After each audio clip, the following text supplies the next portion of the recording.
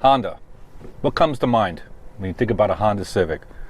To me, Fast and Furious, bunch of stickers on the car, fart can pipe in the back.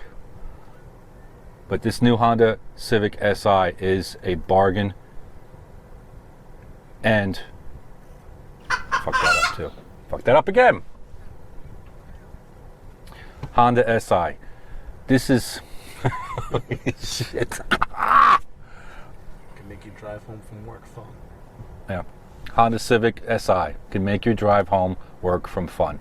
Work from fun. What fun? See? It's backwards. Work from fun.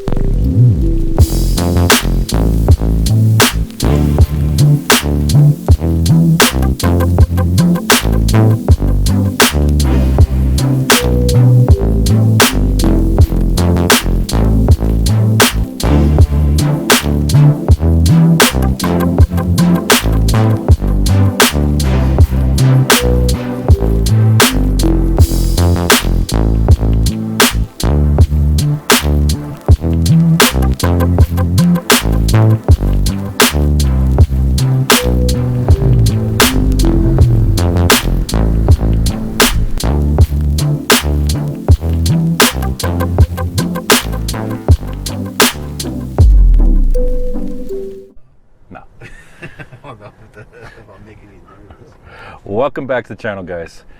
Today I have a car review which is kind of surprised me, and I'm not a big Honda guy, never have been. I've owned one Honda in my life. Great car, great gas mileage. Today I'm driving my buddy's 2018 Honda Si 4-door. In this review I'm not going to go into many details about this Honda Civic, just because there's so many out there. I just wanted to give you a quick, at least my perspective of this car after driving this car for a few hours today. My buddy lend me his car, took it out for a ride, and I absolutely love it.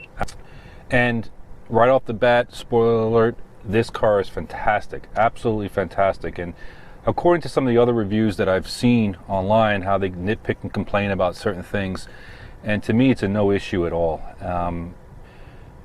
Some of the other issues that they were talking about is the turbo lag and the fuel cut off at 57 miles an hour, and the brake pedal being too far away from the gas pedal for heel and toe, shifter linkage, and the electric parking brake. Now, yes, the electric parking brake is fucking annoying. I would prefer actually a handbrake on that, but that it is what it is.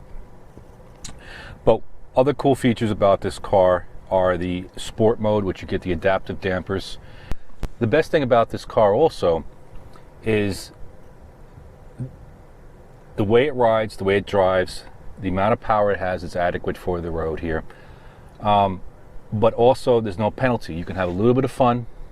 You're not getting banged up in the car, and the gas mileage is excellent. I mean, excellent. 30 miles to the gallon city combined. I mean, I'm looking at his trip meter here, and he's getting 29.9 miles per gallon, and he's driving to and from work, no highway driving, you know, all city driving. That's spectacular. You get the 1.5 liter turbo engine, which is very responsive, 200 pounds of torque and 205 horsepower, give or take. It does have a little bit of turbo lag. It does have some of the rev hang that people complain about. But to tell you the truth, there's so many aftermarket parts and tuners for these cars that all that could be eliminated with a simple tune. So that's a no-brainer to me. And at $24,000, this is a bargain. I mean, a bargain. It is quick. It is solid. It does not feel like a small subcompact car. Both my friend and I are about 6 foot tall, 200 and something pounds, and we both fit in here, and we don't feel like two sardines or sausages in a bag, basically. The four-wheel disc brakes work excellent. Another couple of good things about this car. besides the way it drives and everything, the clutch engagement is fantastic. It's super light. I mean, it's just, in some of the other reviews, people complain about that. I don't know what the fuck they are complaining about. This is a perfectly weighted clutch. It works and actuates like it should, like a Honda. And also, they complained about the shift linkage or the notchiness of it, or the clunkiness of it. Some people said they hate it. There is nothing wrong with this.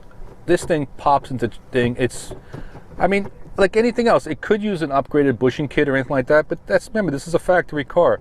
You don't want the vibration, you don't want the weird feedback that you get when you start changing all those bushings and trying to make it a race type of shifter. Some people like that, but for an everyday car, this is perfect. I mean, this is fantastic.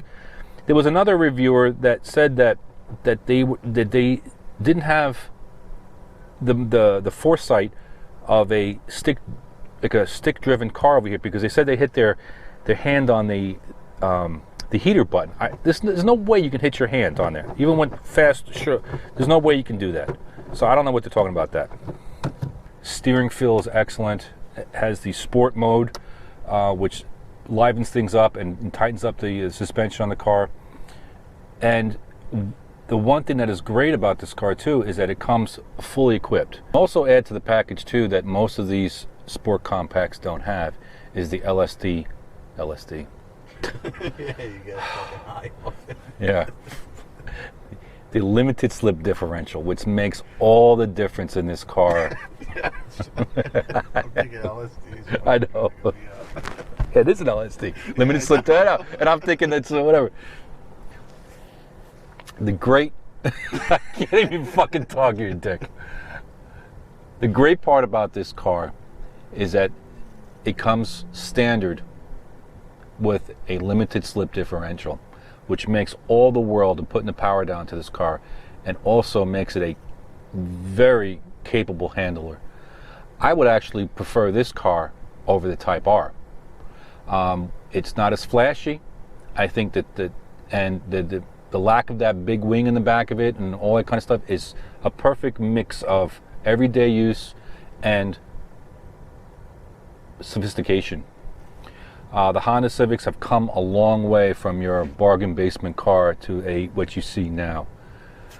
There's no options on the car. You don't have to worry about adding stuff. You get the SI package, and it comes with the sunroof, all of the gadgets and gadgets that you need, perfectly comfortable seats. And to tell you the truth, this car really does not need leather seats. Whoever said that, whoever complained about that, not having leather seats, which I think is stupid for a car like this. But you do have heated seats, and yes, this gear knob, it gets fucking hot, absolutely hot. We basically went out to get something to eat, came back, and I touched the gear level, and that bitch was hot. So I guess the only quick fix is either to change the knob or put a piece of cloth over it or something like that. But overall, this is a good buy for an everyday car that you can toss around the turns. Excellent fuel economy on here, and decent amount of power, which again I've referenced before, that you can actually fix by a simple tune. You probably add about 30 or 40 horsepower. That's what this car really needs, about 30 or 40 horsepower. And then the only downfall of that is that if you start adding more power, is that the clutch is the Achilles heel to the transmission, as far as it will not hold the power up to a certain level. But 20 to 30 horsepower, yeah, definitely. This car will definitely feel better with that on there. Only disappointing things about this car was the exhaust note. I think it's a little too quiet you don't hear any of the pops or pisses. You don't hear any of the pops or burps from the turbo or any kind of whatever sound out of here. I got my buddy sitting in the back seat. He's watching me while I'm making this video, which is funny. So, and you got all of your, what was the Apple Play in here? Apple Play, Google Play, all the stuff, and it works fantastic on here. People complain about the volume knob on here and not having an actual physical. And he told me that it's really a no-brainer because you can just use the steering controls, and it's very simple. But I know that the 19s and up have the buttons and the knobs that people were requesting, so that's a no-brainer. That's about it. There's 1,000 reviews about the car with all the details. I'm not going to go into all the details, but okay, some of my pet peeves with this car. I think Honda shouldn't have the parking brake as an electronic brake. That just drives me crazy because I'm actually reaching for a handle all the time. Another thing that I don't like about this car is the piano gloss plastic that they put around the radio. I think this should be like a matte finish. It's just a magnet for dust and particles and everything like that. But everything else, I really don't have much to complain about this car. Everything else is functional, well placed. Ergonomics of the car are fantastic. The wheel, again, I'm a big guy, and I fit in this car like no problem.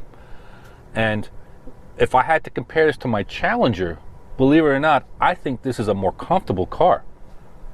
I know there's gonna be a lot of haters out there, but I think this is a more comfortable car. The way the steering wheel is set up, and the seats, and everything along those lines.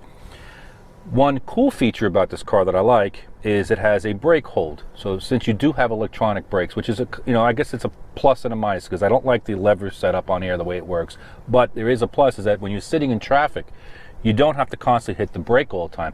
It has an automatic brake hold, which will actually hold the car from rolling back on you. And it's almost, it doesn't interrupt anything. There's no herky-jerkiness about it. It's a smooth operation. That's the one cool feature on there. And I'm not going to get into all the infotainment center and all that kind of stuff. Is that because there's so many reviews on this that you all know what this is. I just wanted to give like a shout out to Honda, and this is a definite, I don't know how to say it, everyday car with a little bit of sportiness to it that you don't feel like a chump in it. That's basically what it is. And for $24,000, it is a bargain, absolute bargain. Okay, tell me what you think. Talk to you later. Bye.